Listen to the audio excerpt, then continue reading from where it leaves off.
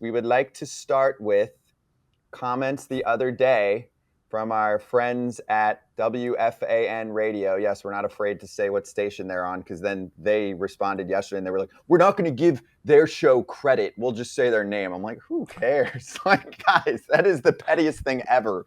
Who cares? And also, like, we're stealing audience. You're that worried about it. Anyway, how are you? And what did you think of a professional media member radio host saying, oh, this team's so good, I think they're cheating, but I don't know anyone in the game to tell me that? Well, I'm good, first of all, Scott. And my reaction to those comments was about what you would imagine. And since we published the initial story on the Astros in The Athletic, Evan Drellick and I wrote it, we've heard from a lot of people, a lot of fans, a lot of players, all kinds of people saying this, that, and the other thing. This team's cheating, that team's cheating. Why don't you guys go report on that?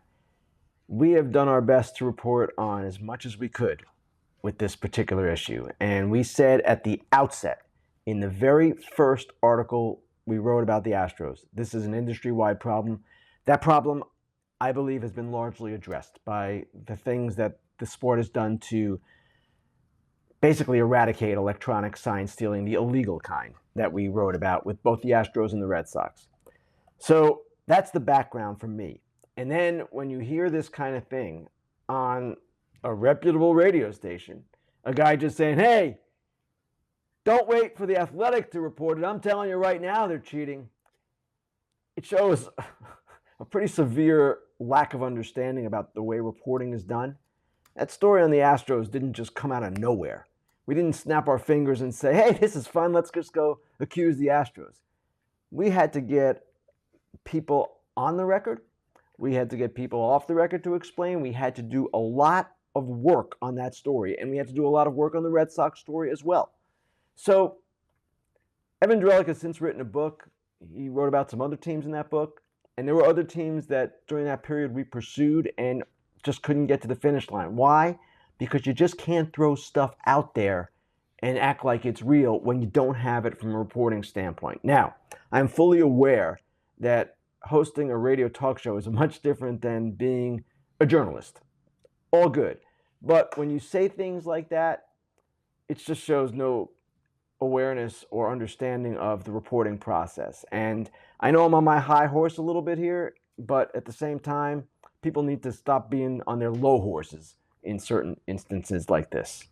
Do you feel like this is the same thing we kind of went through, let's say, 2008 to 2012 with steroids? Anytime anybody ever had a good season, probably juicing. Now that's kind of like calm down. Do you feel like this is like the 4 to 6 year window after? I mean, we're farther than that now, but how long do you think this is gonna be? Well, first of all, that host did not say what form of cheating the Rays were engaging in. I don't know what he was talking about. But, Eric, you hit on something here. The accusations that are made without any substance are frequent in sports and society, and you see it on the different forms of media all the time. Social media in particular.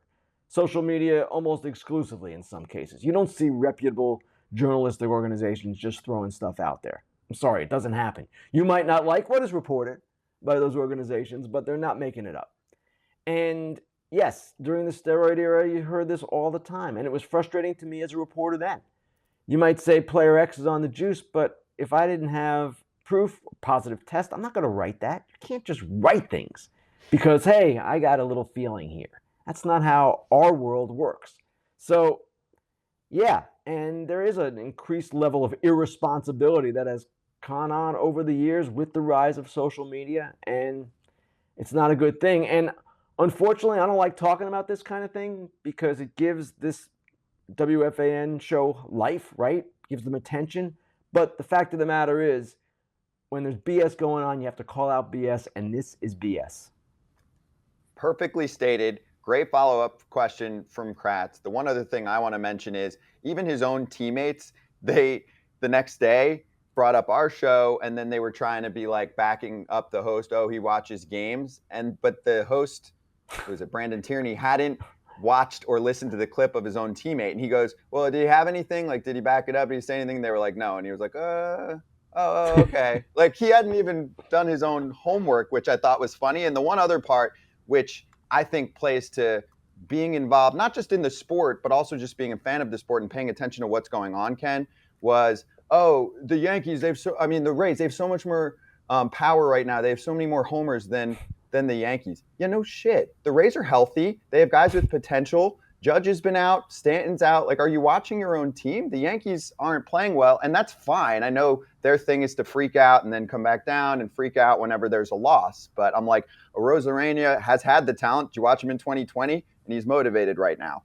Yandy Diaz has a contract extension, feels more comfortable with the suggestions the Rays are offering because he's got security, trying to lift the ball more homers. They're like, Taylor Waltz, who's this guy? He's been in the league for 5 minutes. He was a great prospect. Now he's playing well. So if you actually watch the games and pay attention to the sport, you can have very thoughtful answers to everything instead of just saying, oh, they're cheating. So I get the part other thing, that Kraft Scott, is asking, but is when you're a radio talk show host or even to some degree a television analyst who's in the studio all the time, you don't necessarily talk to the people who are involved.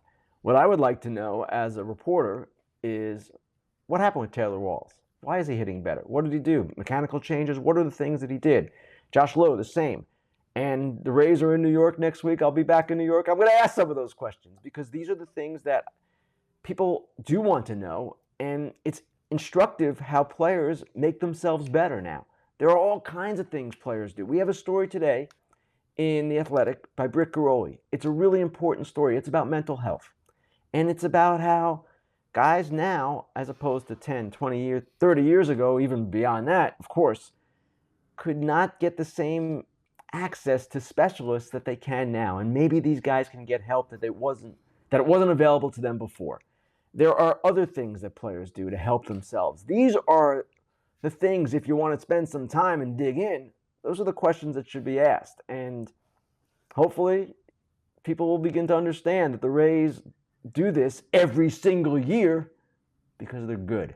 That's why. Yeah, and Ken, the last thing I'll say is, and the reason that I was fired up about it, and hey, it's all fun, we're having conversations. Fans can say whatever they want, but you have a big platform, and you are looked at least slightly as a media professional. And when someone throws that out there, we know what you guys are doing, what people like you and Evan are doing to actually do your homework and prove cases. And that's why I said, over under half of a GM, front office member, coach, player that this guy has in his phone. Like, you have a suspicion of something, ask people. And now they're trying to cover, oh, we were kidding around, whatever, or at least some of the fans are trying to say that. Right. Yeah, okay. So that's why, Ken, some joke. We've worked for TV platforms where we would have not been able to touch this. So I like to be able to talk this out and say, hey, we're doing the real work here, okay? Like, not me. You guys are doing the real work here. If there's a story and there's a problem, you'll look into it. So, okay, I'm stepping off my. Yeah, we're not ignoring issues. I mean, the one thing I'll say about our place, I'll close it here. And again, I'm trying not to get on my high horse.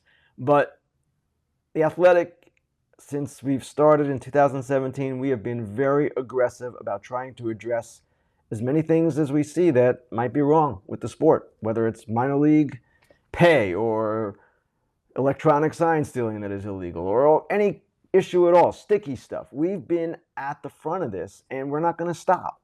So that's what we do. That's our job. But when you hear stuff like this, I think people tend to equate that with what we do. And not just us, other media outlets as well. Many great print outlets covering the sport right now. So that's what bothered me. That's all.